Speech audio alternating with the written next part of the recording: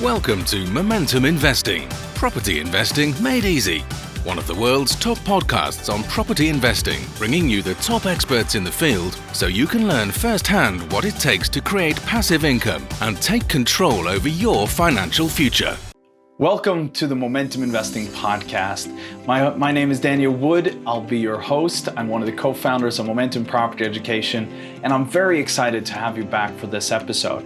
This episode is really a follow-up to last episode where we interviewed Jeffrey Bor, an accountant, and really worked through kind of how investors pay taxes and how you can structure your business in different ways to bring in finance into your company.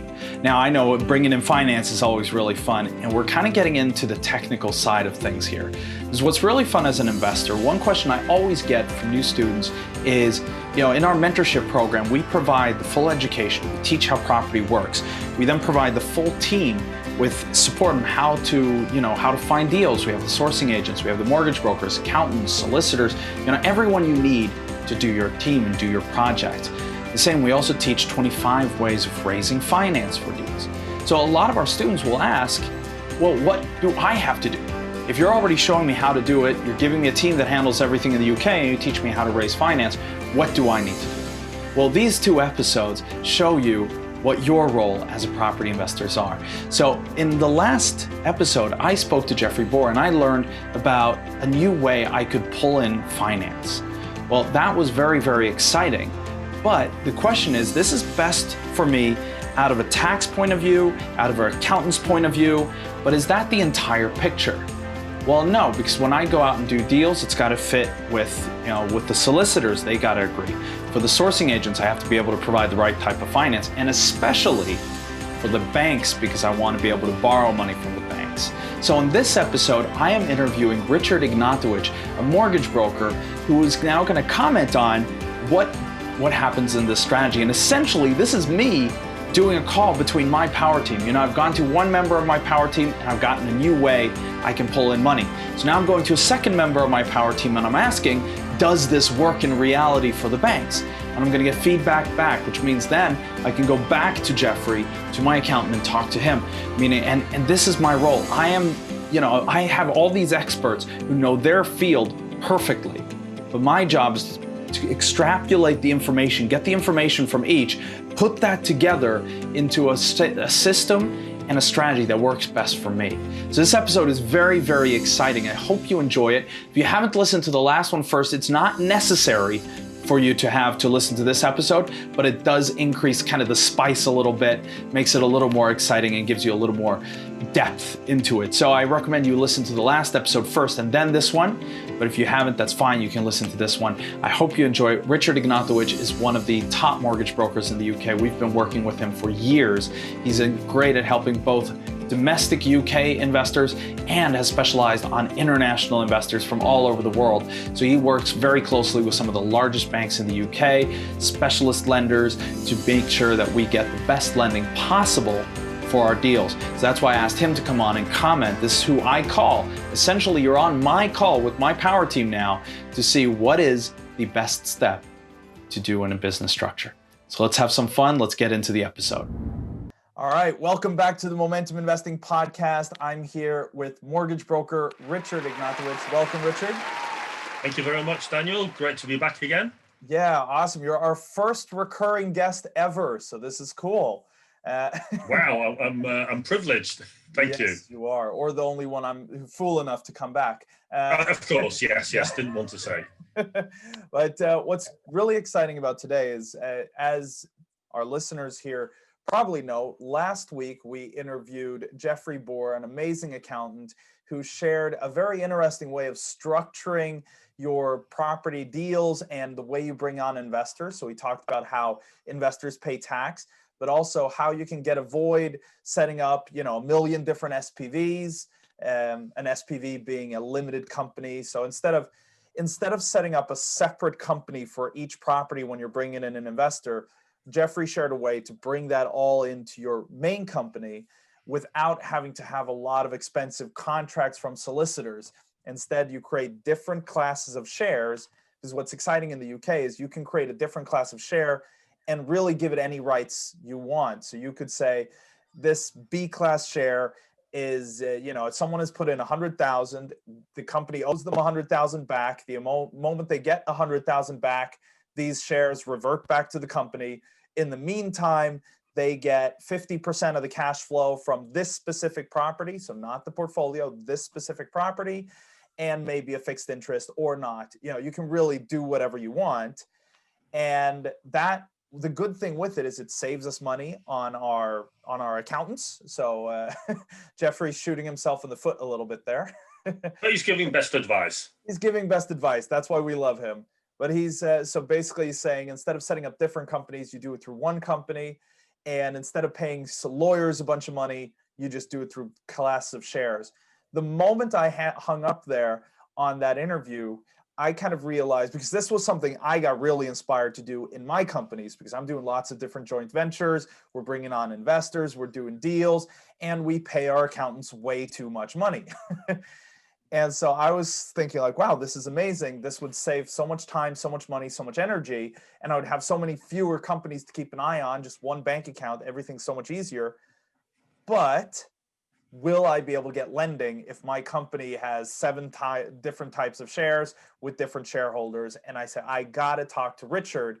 So I thought it would be really fun to do. This is basically a call I want to have with Richard that you are all now privy to. And we're doing it as a podcast interview because I think everyone, after hearing the interview with Jeffrey, feels that they need to call Richard and ask. So we're doing it together.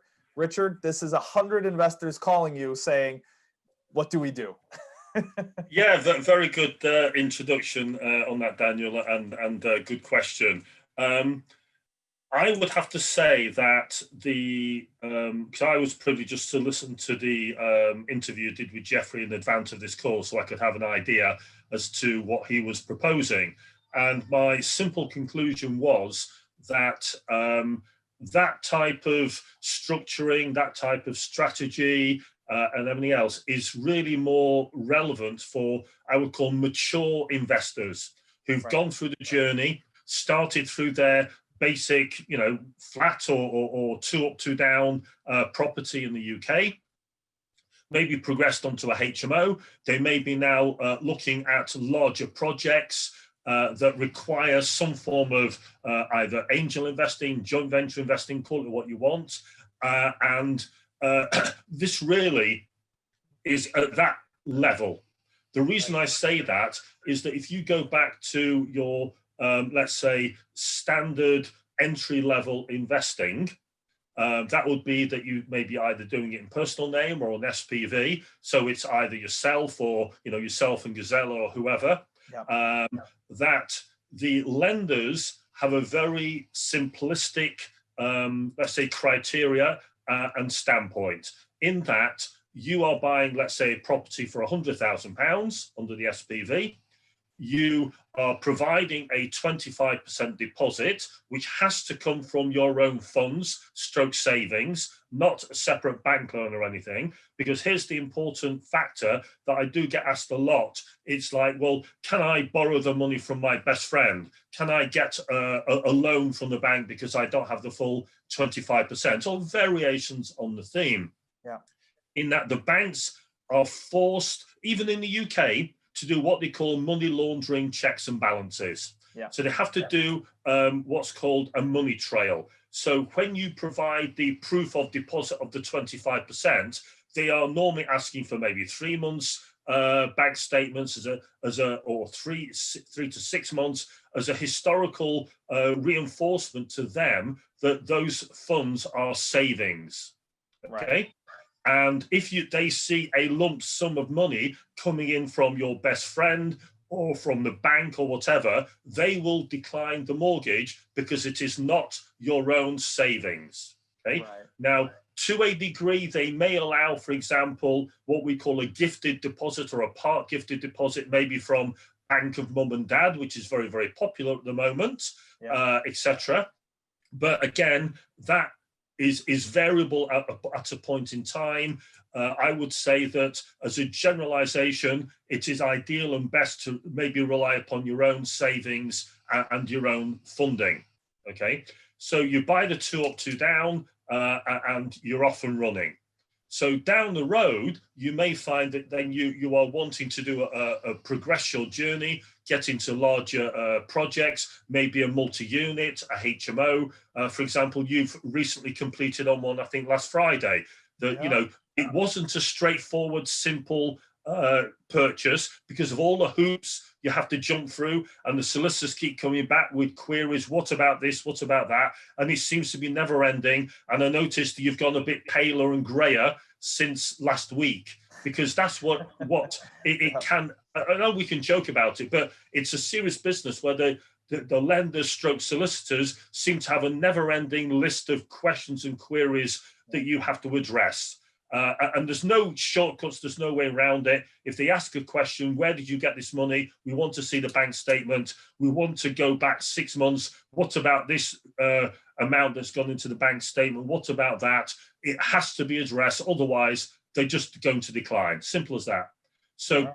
That makes sense. When you then get to the journey of doing joint ventures and so on, this is where we have the challenge in that the majority of lenders will maybe restrict the lending to maybe 4 applicants. So if you are having a joint venture deal. All right, so let's circle back to that, just kind of go through it step by step a little bit, because that was a lot of great information in a very short amount of time.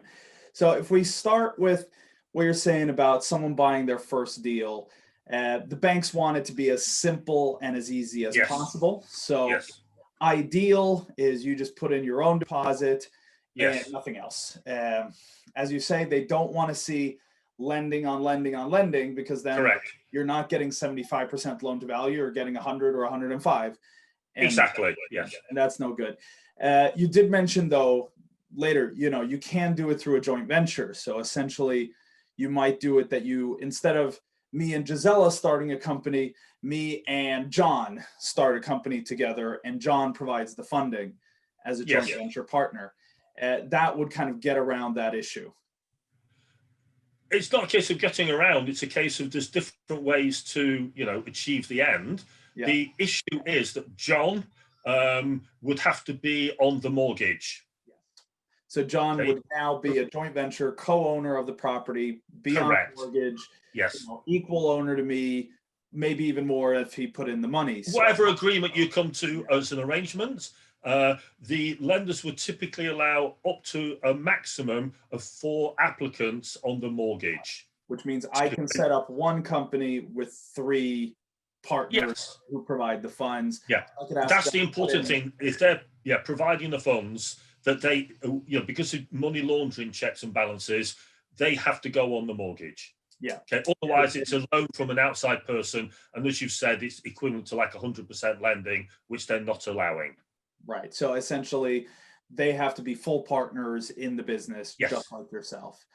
So that's a way to kind of fund deal number 1 and do it. Now, the question would be here, if, and we'll go to the kind of, as you talked about, the later kind of the more how I would use what Jeffrey said. Exactly. We'll stay with new investors first here and say, okay, so if they're going to bring on an investor, or if they want to do what Jeffrey said, say they want to do multiple joint ventures, the option is either obviously set up different SPVs, bring on 3 owners into this SPV and then go and buy. But could I do kind of the Jeffrey trick and bring them in and give, for example, 3 investors B-class shares that are then attached to one property, and then the 4 of us go and take a loan on that property? They're owners, but they don't have ordinary shares. They got the B-class. Yeah, that's where it gets more complicated, and lenders don't like complicated. Okay, right. It's nice and simple. Whoever is contributing would need to be on the mortgage. Yeah. Technically, it could work. If the lenders start asking, which they will do, for proof of funds, they're going to discover that persons A, B, and C have got B shares or C shares, whatever it might be. So therefore, they have to go on the mortgage because they have to get. As long as they go on the mortgage, that would still work? Potentially, yes. But then I would just question, why complicate it again? You may as well just have everybody on equal Class A shares because it's 2 or 3 joint venture partners. Simple.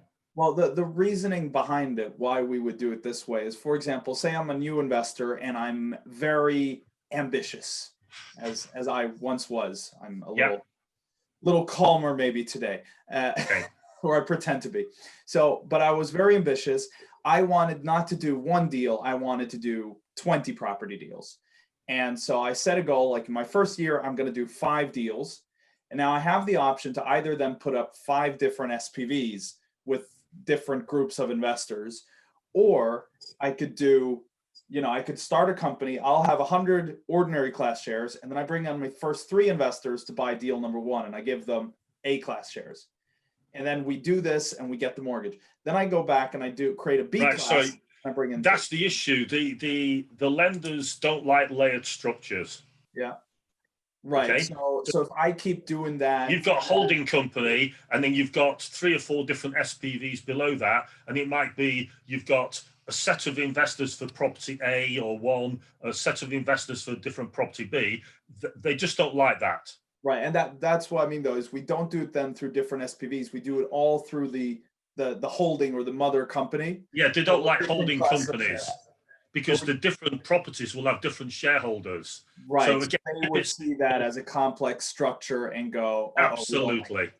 Yeah, okay. Yeah. So what I would have to do is create 5 different completely separate SPVs. Yes. And do it. So essentially, in the starting phase, the Jeffrey technique will not work. You start out by setting up different SPVs. Correct. Now, the Jeffrey system, call it what you want, advice, is perfectly sound, okay? But I would suggest that it's probably more relevant to a situation where joint venture partners get together, let's say on larger projects. It might be you're buying a multi-unit building, I don't know, £500,000. Yeah. Okay.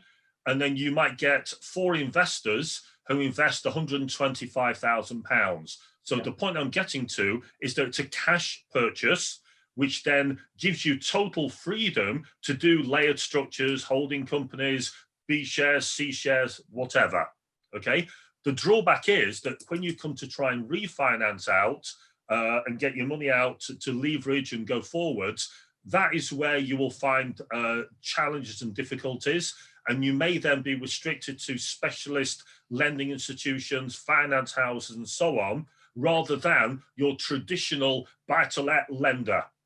Okay, so for example, if we use me as an example now, because what I've done is I have set up multiple SPVs to do different developments. So I have a development in Stockport that I know you've seen more than I have. And I have one in.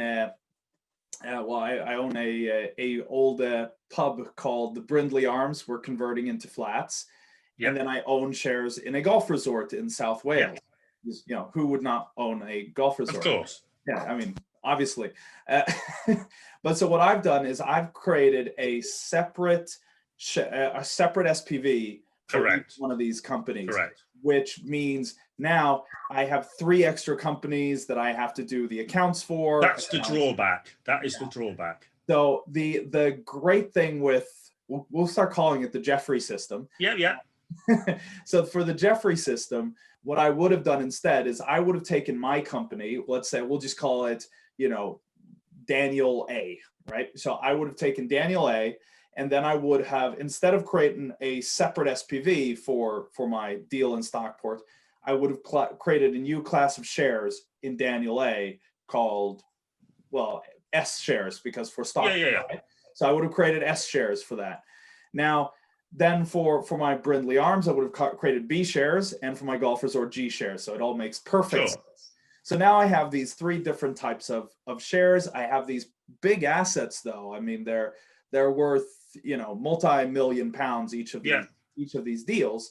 So I am a more maybe attractive borrower than I would be as an individual. But not to the traditional lenders. That's the issue. You're looking at more specialist finance houses, maybe banks that would have to do a lot of due diligence for your structured situation. Right. So you even may there, down to, because once they're done and they're kind of properties in themselves, simple, like 14 buy-to-lets, 10 buy-to-lets. Let's ignore the golf resort because that's just complex in itself. Yeah. But let's say I have a block of 10 buy-to-lets and a block of 14 buy-to-lets, and I go to the lender. So the deals themselves are simple, but the structure that's the issue. Creative. They would still, banks like Barclays, Lloyd's would still go, no, we don't like this. The likelihood is at the moment, no, added to the fact that you're dealing, or they are going to be dealing with non-UK residents. That's the added hurdle that I'm already complicated because I'm international. Correct. And then I'm adding a layered structure, which makes it even worse. So even a UK resident, if let's say you were actually talking to me from Stockport as a UK resident, it would still be complex and more complicated, and you would not be ticking the boxes for any of the traditional standard type mortgage products. It would be, I would have to even go as far as to say, more a bespoke situation where your Barclays and Lloyds of this world will look at it and go, that's great, Daniel, we love this, but we don't lend against something like this. Or it would require a lot more underwriting and funding for this. And what you've also got to remember, and not trying to be negative, is that lenders buy their money typically on what we call the wholesale money markets. Okay? Right. When they buy those funds, a tranche, it might be 50 million, 100 million, a billion, okay? And then they will release it into the marketplace to lend on, for example, buy-to-lets. You are not ticking any of the boxes from the originating lender. When they lend that money to Lloyds or Barclays or whoever, they will attach to it conditions, and it will say, we will only lend to either an individual or an SPV buying a property, minimum value £100,000. They have to provide 25% deposit. And that's the simplistic viewpoint. When you're talking of more complex situations, that funding line does not cater for that type of situation. Right.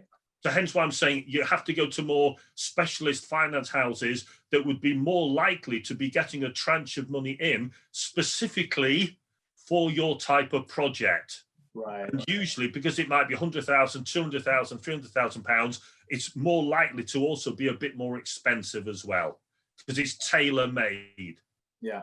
So essentially what I would have to do in that case is compare, for example, if I'm doing this deal, what kind of loan would I get from a specialist lender? What kind of would I get from a regular lender? And then compare that to my savings in tax and admin and running. I would suggest that going forwards in the journey, for example, a couple of years ago, I got involved with buying a mill building not far from Stockport, a place called Ashton. It was dilapidated. We converted that into 22 apartments. We set up a separate SPV for that purpose. Yes, there were therefore additional accounts and everything else. And it was only a few years later that we closed that bank account and that company down once all the bills and everything else had been paid and the various warranties and guarantees had expired. Okay. So yes, it is an additional expense. We had 3-4 years of accountancy fees and everything that went with it. But that's just the nature of the beast. Okay. And there's not much really we can do about that. But what I'm getting at is that when you're doing joint ventures and so on, the situation ideally would be that those people are putting in sufficient funds to maybe be buying the property cash, okay? And then later on, you would be looking ideally at exiting onto a suitable funding line, but ensure that the funding line is in place or approved prior to embarking on the project, because otherwise you may do the project and all those funds are locked in because you can't exit with any lender. And that, because also it's non-UK nationals, it gets to be more complicated. Well, that's a mistake we often see. So if we roll back there, the kind of process that I go through whenever I'm doing a deal is first I'll talk to my accountant, I'll get an overview. I then come to Richard and I say, look, I'm looking at buying this. What will happen? Richard tells me, this is lendable, this is not. And this is something I see with a lot of new investors. will go off and they'll buy a small buy-to-let in Wales or up in Scotland. And then they come back to their mortgage broker 6 months later and say, hey, it's time for me to refinance. Yeah. And that's when, Richard, you have the great fun job of saying, oh, no, you're not going to get a mortgage on this. It's only worth 40K. Or it's in Scotland and there's only one lender, for example. Yeah, so you're going to be paying charging not 4%, but 8%. Yeah, exactly, and it totally kills the deal. That's something, just by giving you a call up front, I know before I go into the deal. So it's and this is one of the fun parts. I mean, kind of what we've done today. What I'm going to do now is I'm going to be going back to Jeffrey and kind of saying, well, all right, so I love that what you told me. Now Richard told me this. So what can we do? Now we have this information. How does this change things? Well, obviously it means we can't do his structure straight up, but we might be able to be creative in other ways. And then and then once I get his new feedback, I would then come back to you, Richard, and go like, hey, look, I got this really exciting news. We can do it like this. Yeah. And I get that feedback and I spin around until I'm like, all right, now I have my structure. And that's when I then go to investors or sourcing agents. Sure. And say, sourcing agents, I need this type of deal. It needs to fit these criteria. Correct. And because that's when I can get my lending. And then I go to the investors and say, look, I have this type of a deal. These are, this is the structure. This is what my accountant said. This is what the banks are going to say. This is how we're going to do it. Now, do you want to be a partner with me? Exactly. Yes. So it's doing all the due diligence and the legwork beforehand, rather than, like you say, as the saying goes in England, you put the cart before the horse, and it just upside down and it's wrong, and it gets people into a lot of unnecessary problems, and it can halt their journey. Like say, they may have bought somewhere in Wales or Scotland, put all the money into it, they can't exit, and then come to a sudden halt because all their money is tied up in that single one project where they were hoping to refinance, get the money out of the majority, and move forwards like a conveyor belt. Next, repeat and rinse. One thought I have, a question I'm thinking, because many of our students, they'll raise money from friends, family, loved ones, all these things. And we basically give them, for those type of contacts, there are 3 different ways to structure the loan. One is that it's a straight loan, which obviously wouldn't work as a deposit, as we've already talked about. I'm going to ask questions about all 3, but first for this one, if I would say I borrow from my cousin, I borrow 100,000 pounds, I go off and I buy a property cash for 100,000. It's then valued at, whatever, say 120. And I refinance to bring back out most of the money I put in. Would I be, since I bought it cash, even though it was a loan, would I be able to get that refinance? The simple answer is yes, but the qualification might be that the lender might say, where did you get the original cash to purchase the property? Because again, it's money laundering. Yeah. And the whole point of recycling cash, if it's crooked, is, this type of example you've given me. So they need to go back to the source. And then ideally, that amount of loan that was borrowed is fully paid back. Right. So ideally. Because that seemed like an equivalent of a development loan or a bridging loan or bridging finance, which then is paid back. And then, you've got the benefit of the sweat equity that you've added the value to the property, and that's your effectively deposit.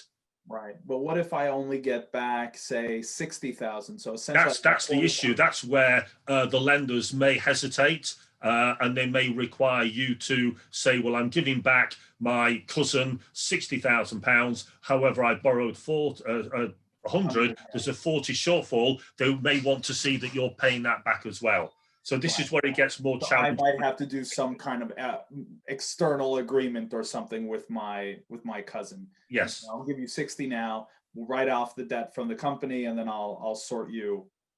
Yeah, maybe even that might not, again, acceptable. It sounds like the lenders are playing Big Brother and so on, but I keep saying their big issue is money laundering. And to put it in perspective, if the underwriters are not seen to be doing due diligence, and there is billions and billions of potential money laundering going on in the UK via property. So if they don't do the due diligence, that underwriter faces up to 5 years in prison.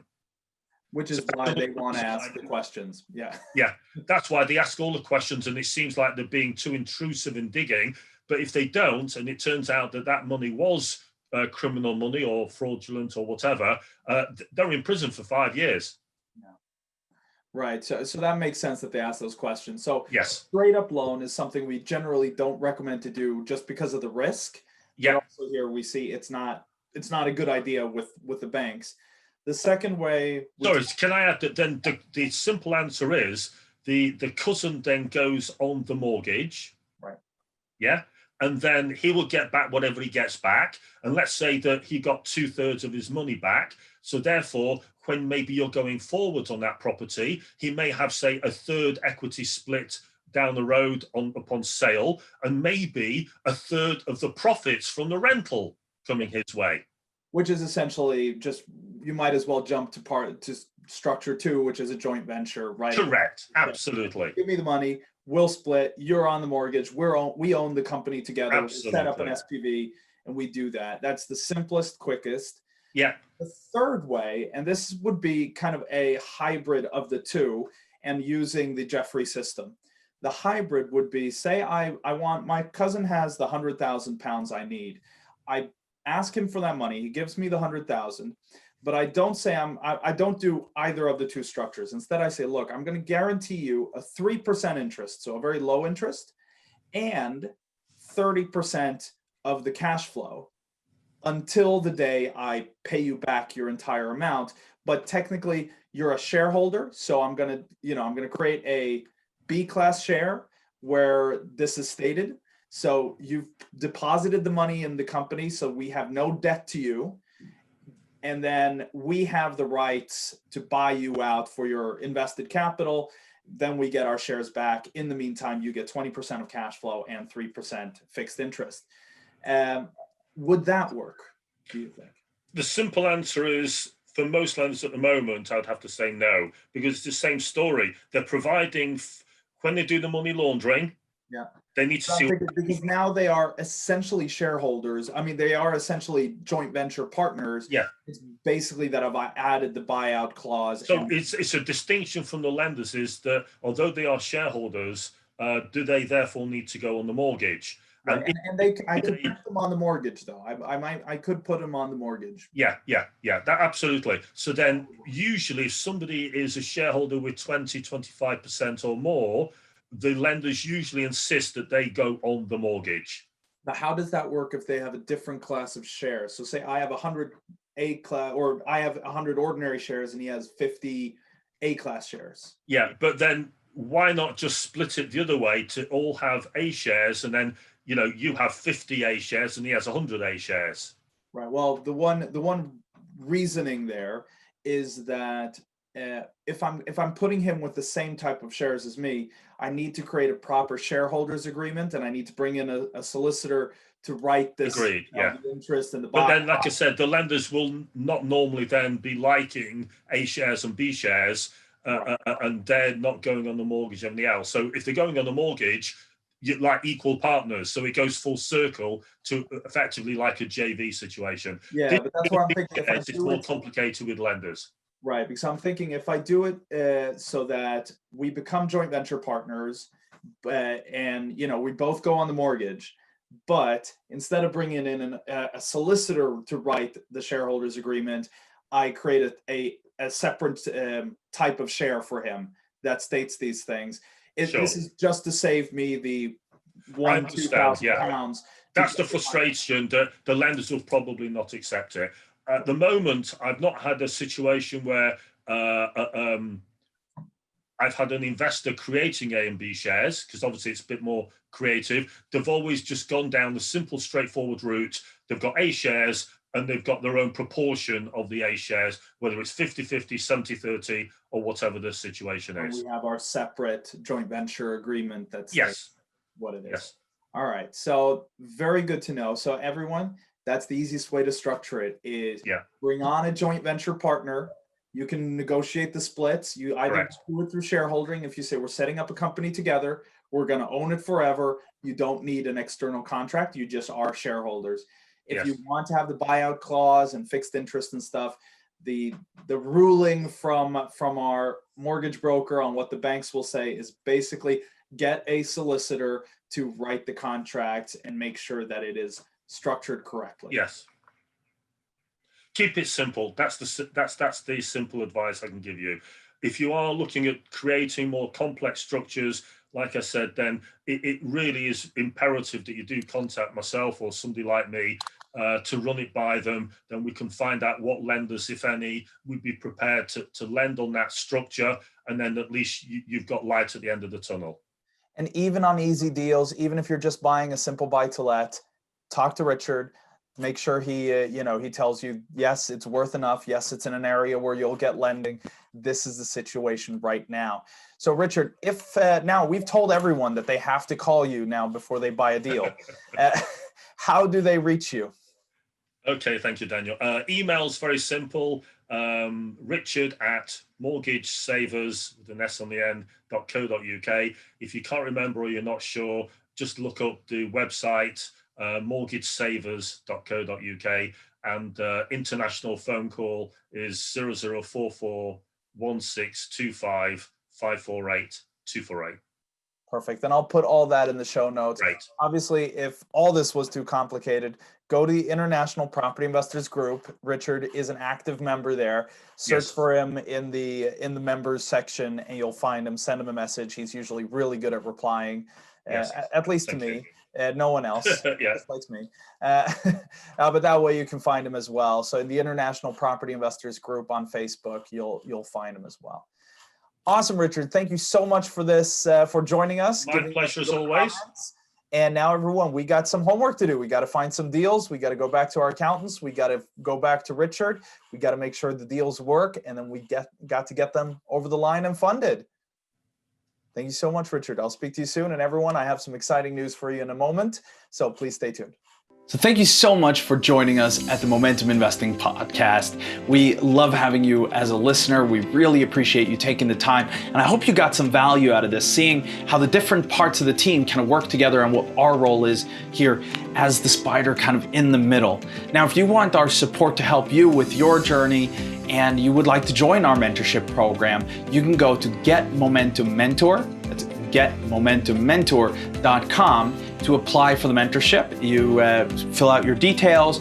We'll jump on a call to see if the mentorship is actually right for you. That is such an important part for us. We want to make sure that all of our mentorship students buy deals, get passive income and reach their passive income goals. If that's financial freedom or retirement security, that's up to you. What our job is to make sure that it will work for you. So we make sure that you have a call with us before you join anything. So go to getmomentummentor.com. You can get those answers. Now for our next episode, I hope you're excited because our next episode is going to be really, really exciting. It is with one of my mentors, a man called Derry Llewellyn Davies.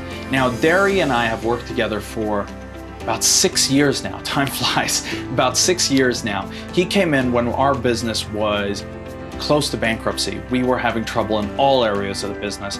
And what he did is he sat us down, he helped us get rid of the unnecessary parts of our business, restructure the parts that were important, and really streamline our processes. It was an amazing transformation that then allowed us to get back to a core and grow from there. And I give a lot of credit to him for where I am today is thanks to the work he has done.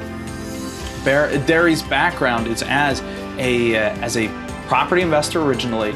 He then went into business consulting. He's got a business background, business corporate background, then property investor, then a business consultant, and has worked with some of the largest companies in the UK. He's been an advisor to the board of Savills. He's been helped companies in IPOs, turnarounds, etc. He's done amazing things. Today, he's founded the Gulf Resort Raglan Estate. I'm one of the founding investors into that project myself, so I'm really excited about that. And I'm sure we're going to talk about that in the episode. I'm really looking forward to this interview. He's going to give us some great advice on what you can do to grow your business safely, securely, and reach these goals that you have. So I'm looking forward to it. Make sure you subscribe to the Momentum Investing Podcast so that you don't miss this upcoming episode.